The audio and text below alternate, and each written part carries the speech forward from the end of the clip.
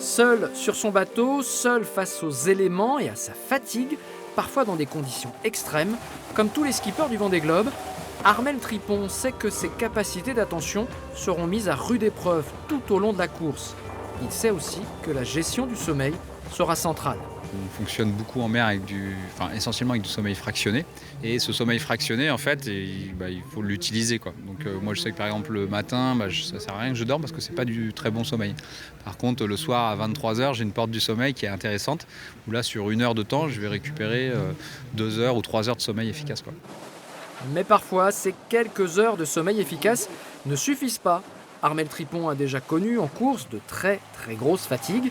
Alors pour mieux contrôler ces coups de barre qui arrivent parfois sans prévenir et au mauvais moment, il s'est tourné vers l'Université de Nantes.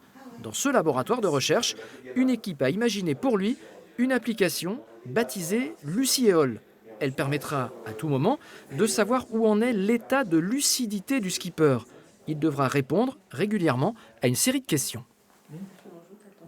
L'algorithme va renvoyer une appréciation sous forme d'alerte ou de commentaire au skipper pour lui dire ce que l'algorithme pense de ses évaluations subjectives face à des questions qui portent globalement sur la fatigue physique et mentale, la lucidité et le sommeil, la privation de sommeil. Armel Tripon n'est pas le seul à s'intéresser de très près aux conséquences du manque de sommeil à bord. Comme lui et d'autres, Fabrice Amédéo a connu à cause de la fatigue différents types d'hallucinations, parfois très troublantes. En fait, il y a 2 stades d'hallucination. Il y a le premier stade, c'est l'hallucination auditive. Donc ça arrive assez souvent malheureusement. Moi personnellement, c'est le jingle d'RTL. Ça m'arrive assez souvent, j'entends le jingle d'RTL ou la sirène des pompiers, mais la sirène des pompiers plutôt années 80, donc les vieilles voitures.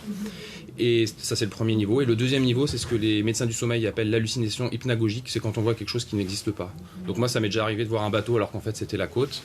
Ça m'est déjà arrivé de voir le visage de ma femme. Ça m'arrive de voir des équipiers alors que je suis seul. Des choses comme ça. Pour optimiser son sommeil, Fabrice Amédéo est suivi par un médecin qui le confirme. Bien gérer le repos à bord, c'est important à la fois pour la performance du skipper et pour sa sécurité. Si le skipper se met dans le rouge, s'il se met à beaucoup moins dormir souvent ou pas dormir du tout pendant un certain nombre d'heures, il peut avoir ce qu'on appelle des hallucinations ou bien avoir ce qu'on appelle l'inertie du sommeil, c'est-à-dire qu'il va s'endormir, mais il ne se réveillera pas avant 4-5 heures, voire 6 heures.